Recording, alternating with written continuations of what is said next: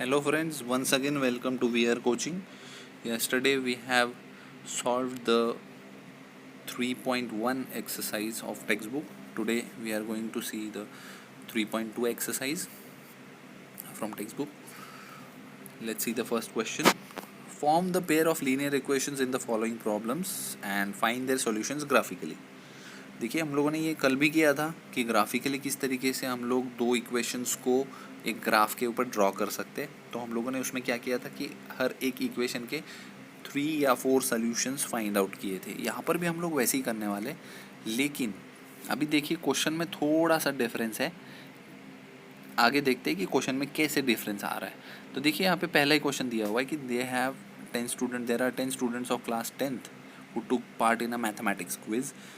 If the number of girls and then is 4 more than number of boys, find the number of. Okay, अभी देखिए find the number of boys and number of girls who took part in the quiz. मतलब हमें इनका answer भी find out करना है कि कितने बच्चे हैं. कल हमने क्या किया था, कल हमने सिर्फ ग्राफिकली सॉल्व किया था, उसके अंदर से हमने कोई सोल्यूशन फाइंड आउट नहीं किया. ओके लेकिन आज हमें ये सॉल्यूशन फाइंड आउट करना है कि नंबर ऑफ बॉयज़ कितने हैं, नंबर ऑफ गर्ल्स कितने हैं, और वो भी ग्राफिकली. ठीक है, तो पहले इक्वेशंस बना लेते हैं दो कि भाई 10 स्टूडेंट्स है. 10 स्टूडेंट्स है मतलब वही बॉयज़ और गर्ल्स मिला के 10 हो गए. तो हम लोग इक्वेशन पहले क्या लिखेंगे, x plus y is equal to 10. ये हो गई पहली इक्वेशन. दूसरी इक्वेशन क्या होनी चाहिए, दूसरी इक्वेशन वो बोल रहे हैं कि अगर गर्ल्स जो है, गर्ल्स हमने कंसिडर किया है कि समझ लो भाई ये गर्ल्स है वाई, गर्ल्स इज 4 मोर मतलब प्लस मतलब मोर, 4 मोर देन बॉयज़, बॉयज़ है हमारे एक्स. ठीक है, तो हम लोग देखते हैं ये दोनों इक्वेशंस देखिए यहाँ पे दी हुई है, x minus y is equal to 10 and y is equal to x plus 4. But इसको हम लोग स्टैंडर्ड फॉर्म में कन्वर्ट करते हैं तो ये हो जाता है x minus y is equal to -4. अब ये दो इक्वेशंस है हमारी जो हम लोग ग्राफ के ऊपर आगे जाके ड्रॉ करने वाले हैं. तो आप इसके तीन सॉल्यूशंस फाइंड आउट कर सकते हो. देखिए यहाँ पे इस तरीके से ग्राफ दिया हुआ है. तो देखिए ये जो फर्स्ट इक्वेशन का ग्राफ ये है. ओके, और सेकेंड इक्वेशन की दूसरी लाइन दी हुई है जो ग्राफ बनाई हुई है. चलिए मैं कलर चेंज करते हैं हम लोग तो पता चल जाएगा कि क्या है वो. ये रहा हमारा दूसरी लाइन का ग्राफ. ओके, अब ये दोनों जो है, दोनों कहीं पे जाके इंटरसेक्ट कर रही है, और वो कहाँ पे कर रही है वो भी पॉइंट मार्क करके रखा हुआ है हम लोगों ने. मैंने कलर चेंज करके बताया आपको. तो ये है हमारा पॉइंट ऑफ इंटरसेक्शन 3,7. और हमने क्वेश्चन में ऊपर देखिए क्या बोला है कि लेट बॉयज़ बी, बॉयज़ जो है वो एक्स है, गर्ल्स जो है वो है वाई. तो जो पॉइंट ऑफ इंटरसेक्शन है, एक्स में पॉइंट ऑफ इंटरसेक्शन था 3 है ना, तो बॉयज़ हो गए हमारे 3 बॉयज़ आर देयर. अब 10 में से 3 बॉयज़ है तो गर्ल्स कितनी बची, तो गर्ल्स आपको मालूम है, फिर वहाँ पर भी आंसर आ रहा है. आंसर कितना आ रहा है 7. तो राइट है आंसर हमारा. यहाँ पर नीचे भी वही दिया हुआ है. We can clearly see that the intersection point of the two lines is 3,7. Therefore number of boys are 3 and the number of girls are 7. Okay, easy था क्वेश्चन ये. ठीक है, चलिए देखते हैं सेकंड क्वेश्चन क्या है. 5 pencils 7 pens together cost ₹50 and 7 pencils and 5 pens together cost ₹46. Same question है जैसा हम लोगों ने पहले इसमें किया है सॉल्व, अभी फर्स्ट इसमें सॉल्व किया है, वैसे ही आपको सेकंड भी सॉल्व करना है. सॉल्यूशंस फाइंड आउट कीजिए, उसको ग्राफिकली ड्रॉ कीजिए, और फिर देखिए जहाँ पे पॉइंट इंटरसेक्ट हो रहा है. फॉर एग्जांपल हमारा पॉइंट जो है यहाँ पे इंटरसेक्ट हो रहा है 3,5. तो 3 रुपीज़ है पेंसिल की कॉस्ट और 5 रुपीज़ जो है वो है हमारी पेन की कॉस्ट. ये देखिए ये रहे हमारे कॉस्ट. ओके, तो इस तरीके से आप सॉल्व कर सकते हो. सेकेंड क्वेश्चन पे आ जाते हैं. सेकेंड क्वेश्चन देखते हैं क्या है. On comparing the ratios A1/A2, B1/B2 and C1/C2. अब देखिए ये थोड़ा सा नया है आपके लिए कंसेप्ट, आपने इससे पहले कभी कंपेयर नहीं किए हैं रेशियोज.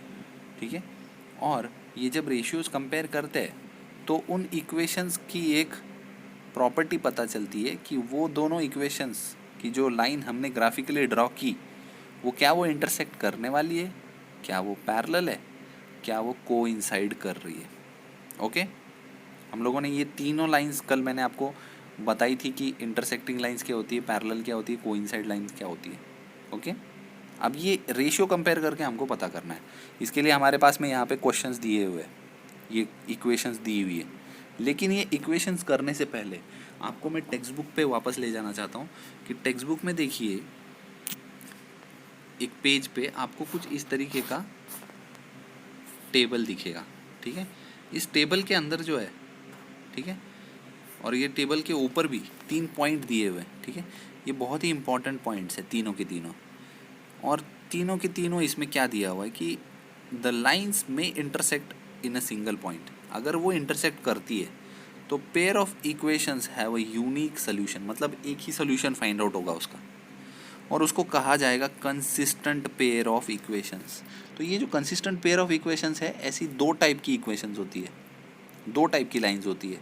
एक तो इंटरसेक्टिंग लाइंस और दूसरी है कोइंसिडेंट लाइंस, उनको कंसिस्टेंट कहा जाता है।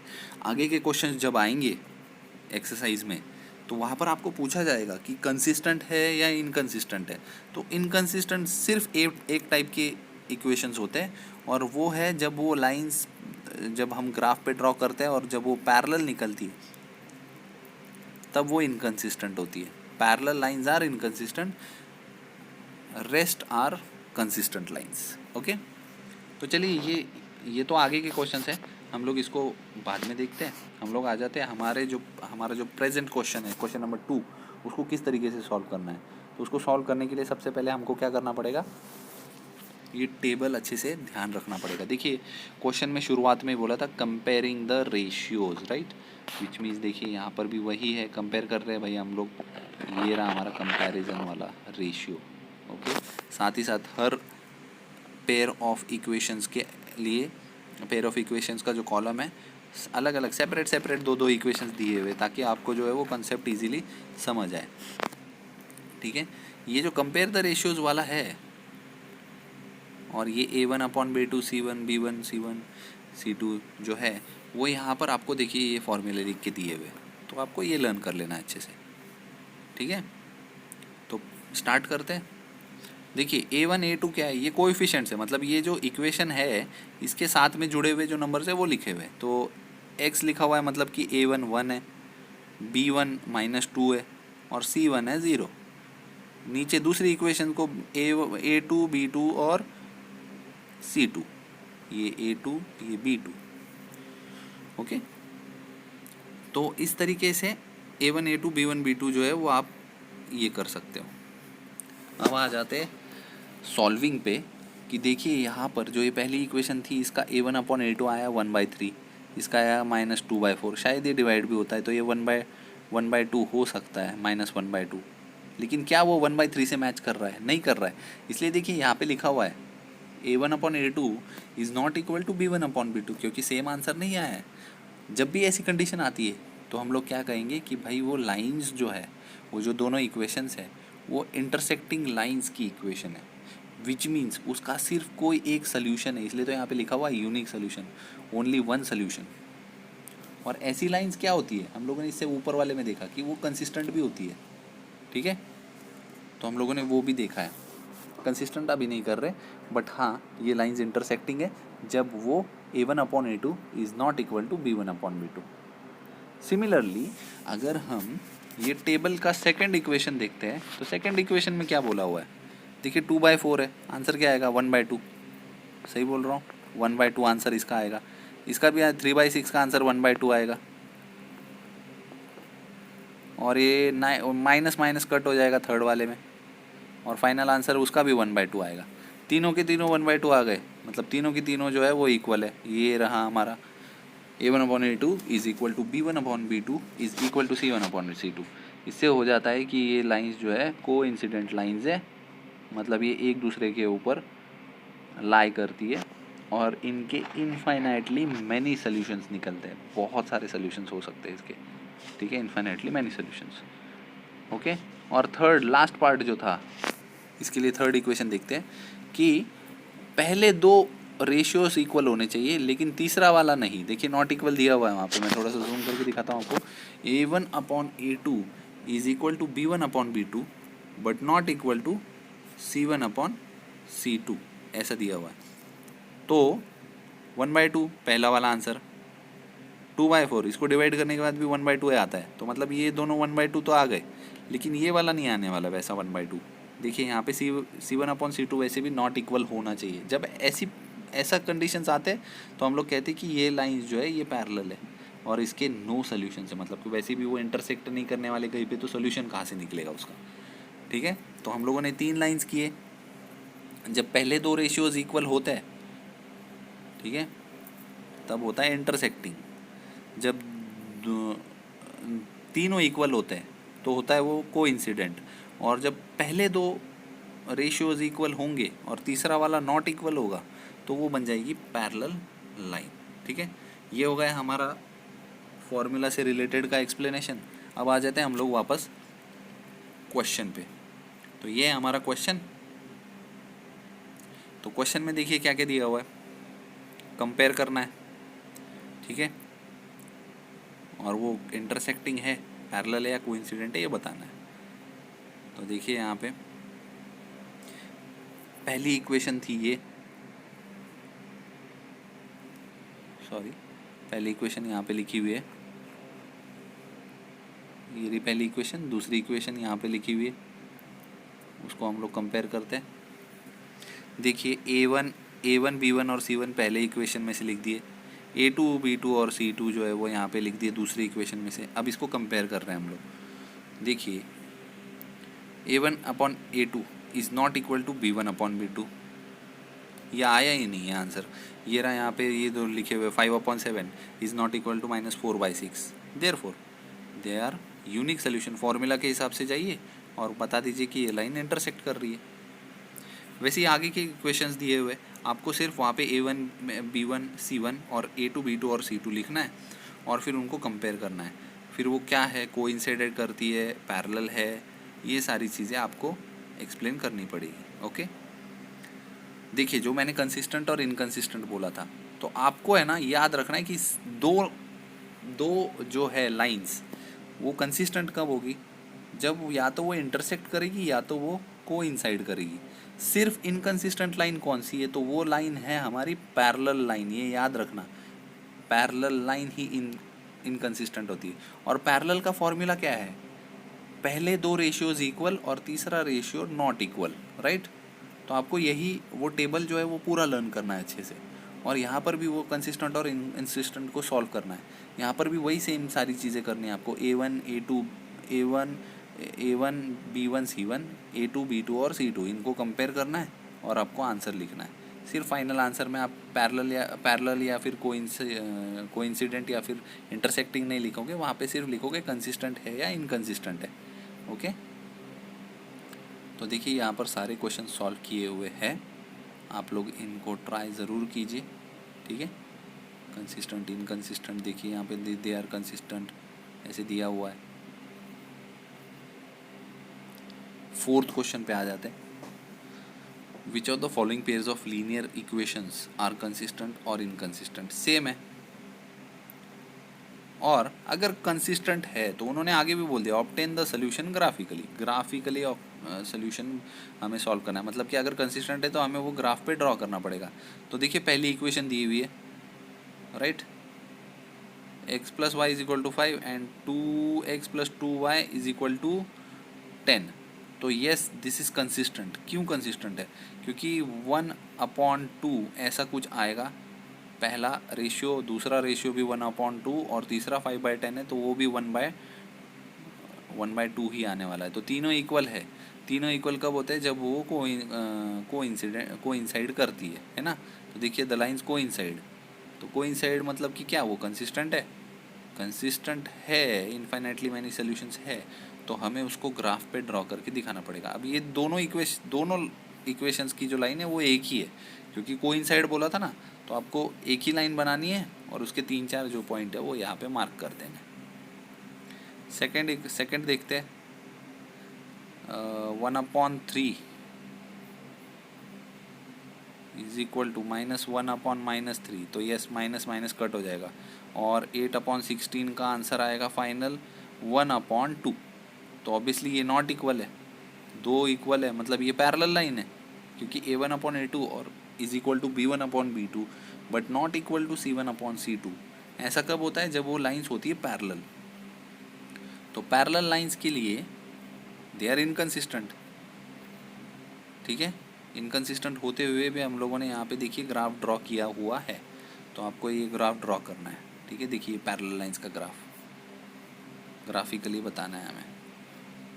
वैसे ही थर्ड क्वेश्चन भी है उसी का, और आई थिंक ये फोर्थ क्वेश्चन है, वो भी पैरेलल लाइंस है। तो आप ज़रूर ट्राई कीजिए इसको घर पे, और अगर कुछ डाउट्स हो तो बताइए। फिफ्थ पे भी आ जाते हैं हम लोग। देखिए क्वेश्चन दिया हुआ है, half the perimeter of rectangle of a garden whose length is 4 more than. अभी ठीक है, चलिए क्वेश्चन नहीं पूरा पढ़ते, हम लोग लेंथ और ब्रेड्थ करने वाले हैं, तो हम लोग शुरुआत में ही कर लेते हैं कि लेंथ जो है वो है भाई हमारी x, और विड्थ या फिर ब्रेड्थ जो है वो है हमारी y, राइट। अब मैं आपको फॉर्मूला देख लेते हैं कि पेरीमीटर क्या होता है। 2 ब्रैकेट में लेंथ प्लस ब्रेड्थ, ये होता है पेरीमीटर का फॉर्मूला, ठीक है।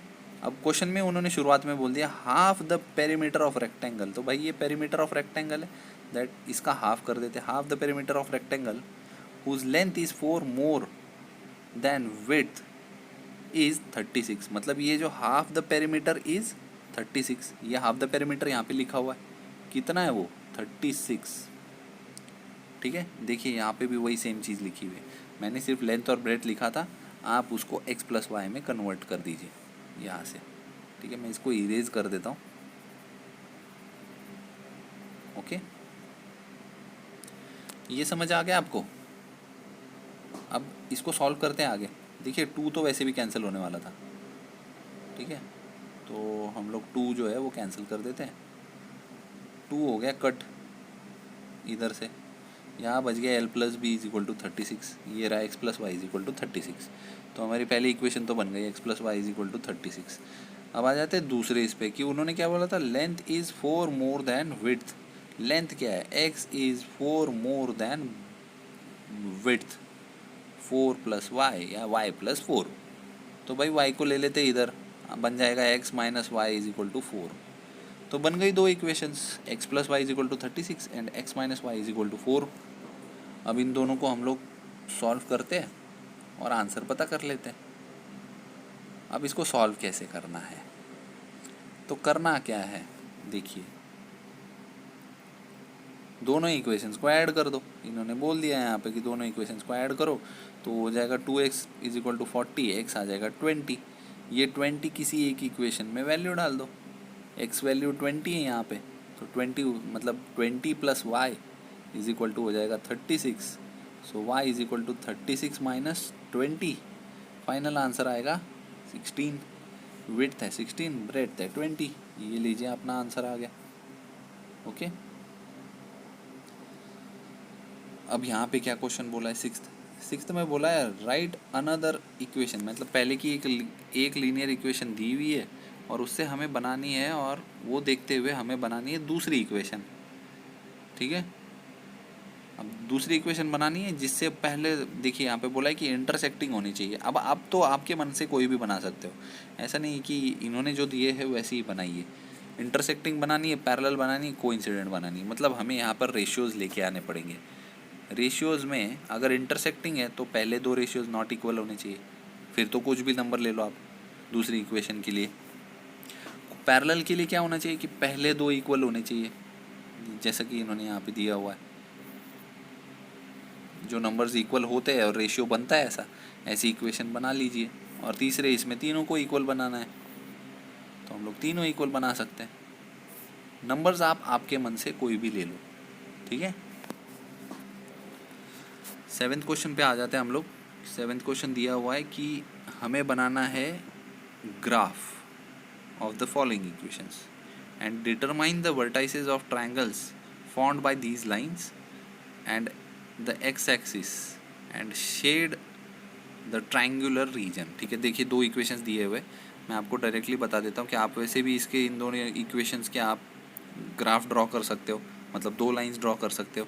वो दोनों लाइंस देखिए यहाँ पे ड्रॉ की हुई है। ओके, अब एक्स एक्सिस के ऊपर जब दोनों लाइन इंटरसेक्ट करने के बाद में यहाँ पे दिख रहा है आपको, तो हमें वो रीजन जो है वो शेड करना है। ओके, तो हम लोगों ने देखिए यहाँ पे शेड किया हुआ है। मैं आपको थोड़ा सा जूम इन करके दिखा देता हूँ कि देखिए यहाँ पे ये इस तरीके से शेड किया हुआ है। ओके, तो आप लोग इसको भी अटेम्प्ट कर सकते हो। मैं हर एक इक्वेशन को सॉल्व करके नहीं बता रहा, ताकि आप लोग भी इस चीज़ को अटेम्प्ट करें और आंसर पता करें। ओके, तो इस तरीके से हमारी जो सेकंड एक्सरसाइज है थर्ड लेसन की, पेयर ऑफ लीनियर इक्वेशन की, वो हमारी यहाँ पे कंप्लीट होती है। आई होप आपको आज का वीडियो जो है वो अच्छी तरीके से समझ आ गया होगा। इससे रिलेटेड जो भी डाउट्स होंगे आप ज़रूर मुझसे पूछिए। I am always available for you. Thank you.